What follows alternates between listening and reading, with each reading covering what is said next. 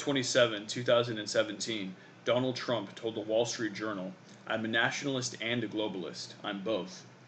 This statement contrasts entirely with an anti-globalism statement Trump made a year before, when he said, "We will no longer surrender this country or its people to the false song of globalism." Why is Trump reversing his position and now saying he's a globalist? How can you be both a nationalist and a globalist at the same time? Here's that clip. The same. We will no longer surrender this country or its people to the false song of globalism.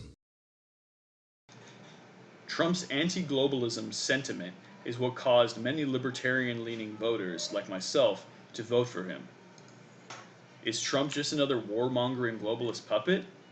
Or is he the frontman for another faction of the globalist power structure who is fighting for control of the world government?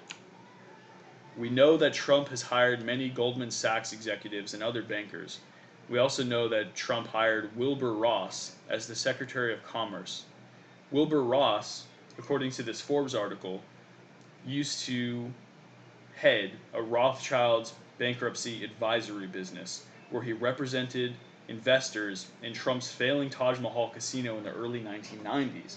Ross and Carl Icahn convinced bondholders to strike a deal with Trump, who some investors wanted to push out, which allowed Trump to retain control of the property.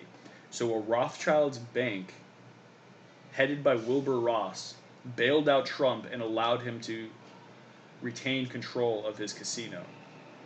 So in a sense, Trump is indebted to the Rothschilds.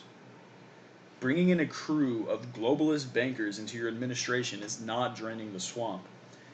It seems that the Rothschilds' globalist banker faction is supporting Trump to overthrow the current liberal New World Order. My hypothesis is that this Rothschilds faction wants to allow Americans to have a little bit of prosperity and economy with low taxes and a little bit of freedom, while they also sit on top and control the might of the US military to accomplish their foreign nation-building goals. This contrasts with the current New World Order control model of sucking out all of the wealth and energy out of the West and shipping it to slave China and India. What do you guys think? Let me know in the comments.